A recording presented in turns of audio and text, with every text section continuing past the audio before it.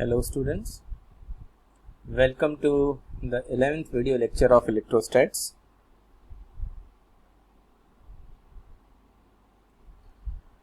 Now, in this video lecture we will proceed with the topic electric field intensity due to an electric dipole. In the last video lecture, I introduced this topic a little bit, that we have to calculate the electric field intensity or electric field strength due to a dipole at two different points on axial line and on equatorial line. So let's proceed with the first topic, electric field intensity at a point on the axial line. Let's have the diagram. Suppose we have an arrangement of dipole minus q and plus q charge. This is the electric dipole moment direction, minus to plus negative to positive charge. These are two different points A and B at which the charges are being located. This is the dipole axis. Midpoint of dipole is represented as O. The total dipole length is 2L, so therefore the distance from O to A is L and O to B is also L, because O is the midpoint. Suppose we have to calculate the electric field intensity at this point P, right? The distance of this point P from point O is x, let us suppose. Therefore, the distance of point A to from point A to P would be x plus L, and from B to P would be x minus L, right? So this distance BP would be x minus L, and this distance AP would be x plus L. Now, these are the electric field directions. Due to this charge, negative charge, EA, vector EA representing the electric field due to this negative charge or minus Q, because of the attraction force on the test charge, and the electric field due to this point, due to this charge plus Q would be in outward direction, because repulsion will be there on the test charge.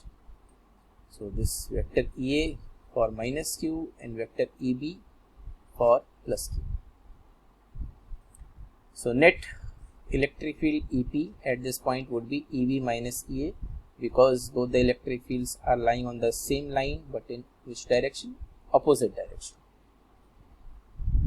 So net electric field intensity at the point P, or resultant electric field intensity at the point P, is vector EP is equal to vector EA plus vector EB, because they are collinear vectors.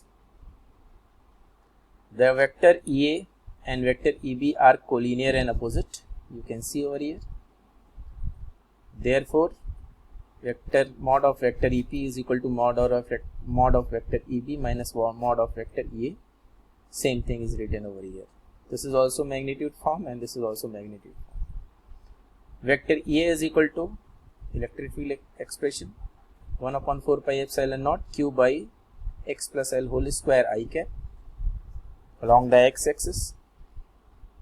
Vector EB is equal to 1 upon 4 pi epsilon naught Q upon x minus L square E cap. X plus L distance for negative charge and x minus L distance is for positive charge. So therefore EP, mod of vector EP, resultant electric field would be 1 upon 4 pi epsilon naught according to this expression, Q upon x minus L whole square minus Q upon x plus L whole square. Now, mod of vector EP would be written as, if you after solving it will get 1 upon 4 pi epsilon naught 2 bracket Q minus 2L into x and divided by x square minus L square whole square. After this, we get the net the resultant electric field or net electric field.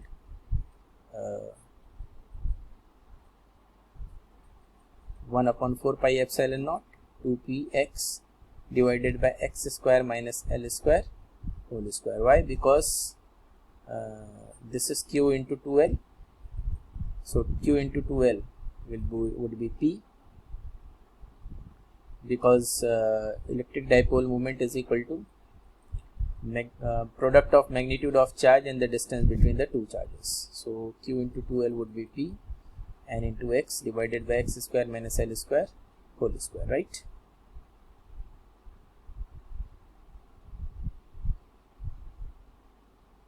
Next, therefore vector EP would be equal to 1 upon 4 pi epsilon naught 2px divided by x square minus L square whole square I cap. This would be in vector form. This is magnitude form, this is vector form, right? If L is much less than x, it means if the distance of midpoint to this charge or this charge is much less than the distance of the point at which we have to calculate the electric field from the midpoint, then in that case L would be neglected. L would be 0 over here, because we are going to consider x, it means this distance much greater than the half length of the dipole, right? Then in that case mod of vector EP or EP would be equal to 1 upon 4 pi epsilon naught 2p by x cube, because if L is 0, then L square would be 0, x square whole square x to the power 4, and x to the power 4 would be cancelled, 1x would be eliminated, and we can write like this. So the direction of electric field intensity at a point on the axial line due to a dipole is always along the direction of the dipole moment. Okay, so we can see from this expression the direction of electric field intensity would be along the direction of dipole moment, that is from minus q to plus q, and this is the magnitude, that is EP is equal to 1 upon 4 pi epsilon naught 2p by x cube. So this is the overall description of the electric field intensity due to a dipole on its axial line. Okay, now we are going to proceed with the electric field intensity due to a dipole on equatorial line. So at a point on the equatorial line, let's have the diagram. Again, two charges minus q and plus q, point A and B, midpoint, dipole moment minus q to plus q, same 2L total distance, midpoint to each charge distance is L, and this point Q we are choosing on the equatorial line. This line perpendicular bisector would be equatorial line, which I am drawing. Suppose the distance from O to Q is y. Let us join these 2 points. Angle, these 2 angles let us consider theta, because perpendicular bisector, so these 2 lines are of equal length, so angles are also same, theta. Due to this charge, electric field will be in this direction, attraction force, negative charge towards the charge, radially inward, so vector EA due to this charge, vector EB, electric field due to this positive charge outward, right? So net electric field EQ would be in this direction according to the law of parallelogram of resultant of 2 vectors. Okay, this will be net electric field at point Q, vector EQ.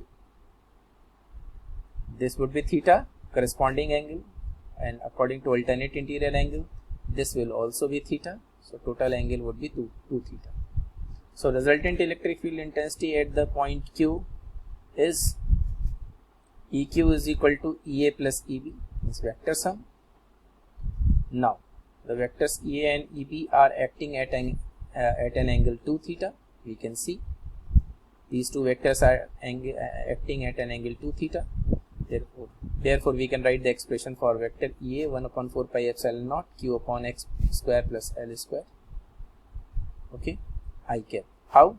Because this distance would be the sum of the square of this distance L square and plus this distance. Okay, here it is written x square, but it should be y square. You can take this distance as L x also. Clear?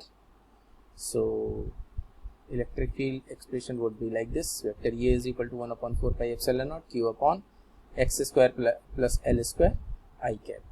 Vector EB will also be written in the same manner. Why? Because this distance and this length would be same according to the concept of isosceles triangle. Now point Q can be represented, means this particular situation can be represented with a separate figure like this. Okay, so this will be the resultant.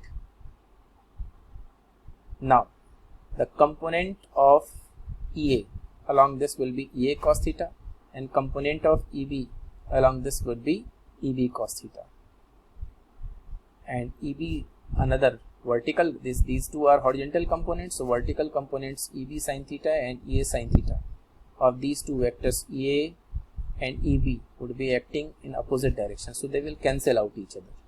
So only which component will be under action? EB cos theta and EA cos theta, right? Same thing is written over here. The vector EA cos theta and EB cos theta are acting along the same direction, so they will add up. Therefore EQ, net electric field, would be equal to EA cos theta plus EB cos theta, because both are acting in the same direction, right? Okay, next.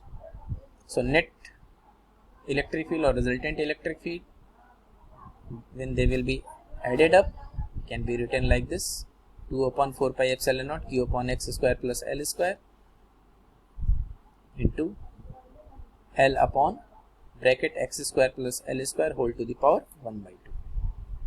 Okay, after using the value of cos theta also over here.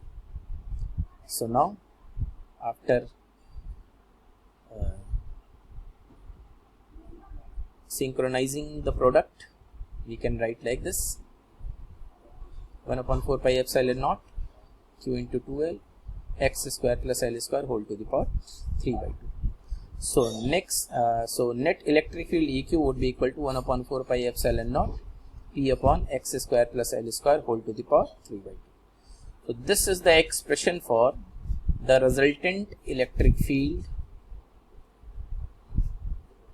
intensity on the equatorial line, at any point on the equatorial line of an electric dipole, right? So in this video session we have learnt two things. We have understood two things: the resultant electric field intensity on axial line and electric field intensity or strength on at any point on the equatorial line of an electric dipole, right? Only one change is there. Here y is written, but you can represent it as x also. So this y is written as x over here. You can understand it. There's no problem. There's no doubt about it. It can be x or y, anything. Okay. Rest of the things about the electric field strength on the equatorial line of an electric dipole we will discuss in the next video session.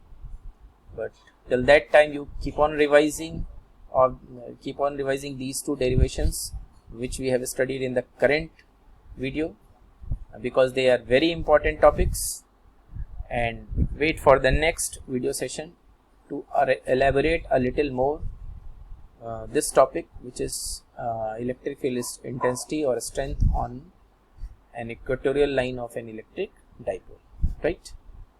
Thank you so much for paying attention. We'll meet again in the next video session.